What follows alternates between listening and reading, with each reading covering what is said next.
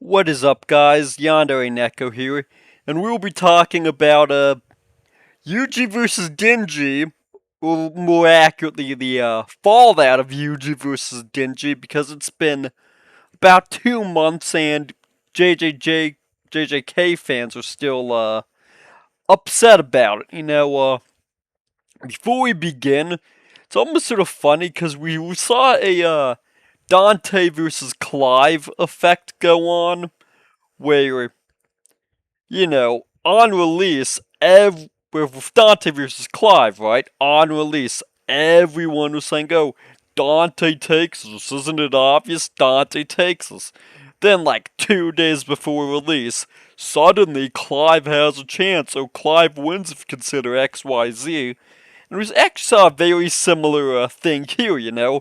Everybody thought Yuji had this on announcement. Then, come like 3 days before the episode, suddenly Denji obviously takes this. Why would you ever think it's Yuji? And we even got the same like degree of fallout of just like utter toxicity when the preferred lost. So we'll just be addressing some of the quote debunks and why they're not actually debunks. So, first and foremost, the one you've probably all heard, they didn't use modular Yuji, they only used Shinjuku, they only used Chapter 1, and for this one, I'm honestly confused on what they're even talking about, because yes, they did use modulo, the analysis brought up Modulo's story.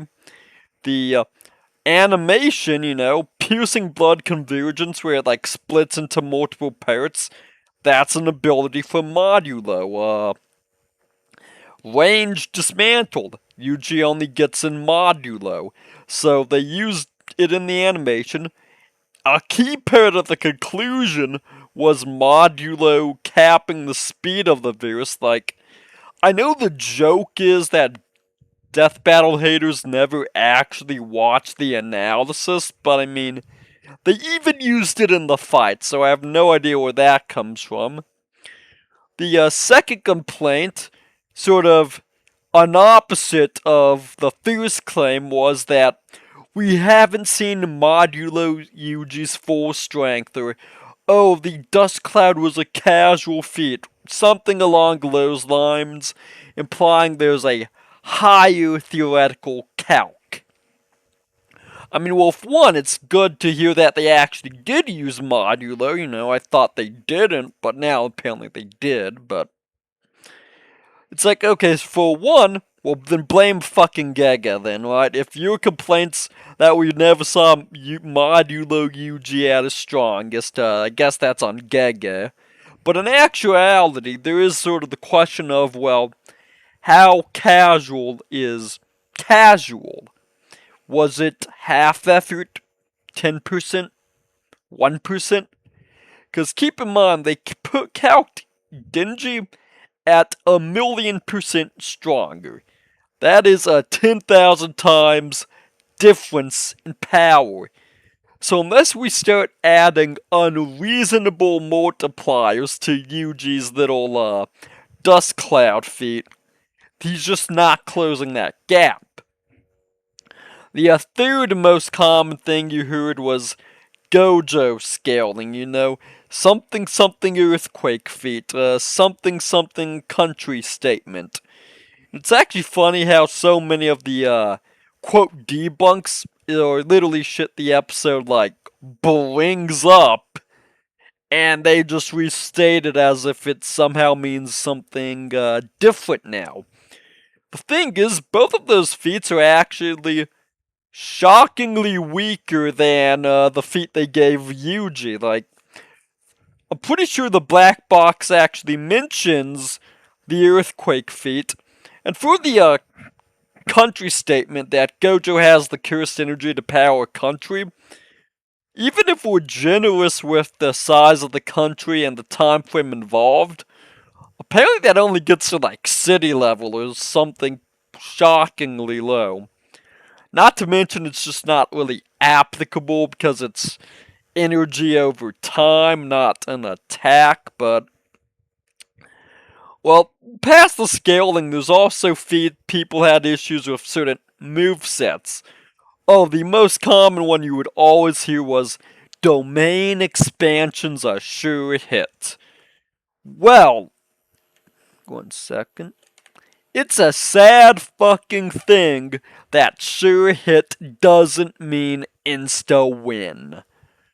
Because being able to touch your opponent doesn't matter if you can't hurt them. And given that there's also a 100 times speed gap, bare minimum, realistically it's more like 1,000, but 100 times bare minimum, he's likely dead before he even forms the hand signs, right? I mean, by y'all's logic, he beats Goku because domain expansion's a sure hit. Doesn't matter if you're not hitting hard enough to do anything, or you're too slow to even pop it off, it's a sure hit. Like, that's ridiculous at that point. The other complaint you always heard, and this one was literally brought up in the episode, so I'm not sure why there's confusion, what you're not tracking, but soul splitting / soul attacks. Let me spell it out for you so we're all tracking. In Jujutsu Kaisen, tracking. Yuji's own series, tracking. It took him multiple hits on a weakened opponent to pull off. Meaning, if you're tracking that information, it's not something he can do at will. Additionally, Denji and Pochita can refuse at will. So even if he splits the two, they can always just undo it. But let's give him that. Now let's say he can split Denji and Pochita, and they can't refuse. He still has to fight Black Pochita, a character who massively beats him in AP and speed, so he still gets speed blitzed in one shot. What are you even arguing? And that's being very generous, because realistically you just wouldn't be able to separate them. 6, this is something you always heard, more so in the lead up to it, less people argued it in the aftermath. But the poison blood, piercing blood's poison, it would weaken Denji, etc. Another thing Blood brought up in the black boxes, Devils and Chainsaw Man just have high levels of poison resistance. At most, it might slow him a little bit, maybe have him fighting at like 80%, but realistically, he'll just tank it and heal from the blood. The only other complaints you've really heard that weren't scaling were animation complaints, which the easiest argument is animation is only for entertainment purposes. Now, while it's preferable if it reflects the outcome, which this does, Denji is shown as the physical powerhouse, he's shown as the stronger, faster fighter, but Yuji is shown his advantages. He's the more skillful, technical, more ability-heavy guy. Like, the animation was very fair to both characters, with the exception of Yuji starting the fight, right?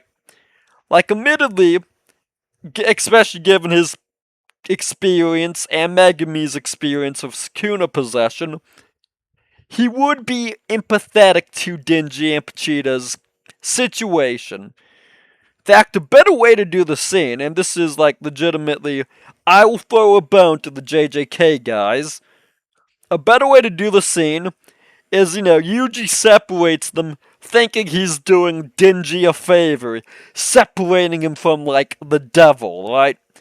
Then you get them refusing, and you can do the whole Pochita and me are brothers line. That would be like a better way to do the scene, but still, I think the episode's like a 9 out of 10.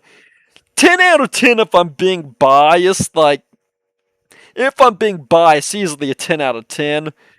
But you could argue that it could be done better. That's like my bone to the JJK fans.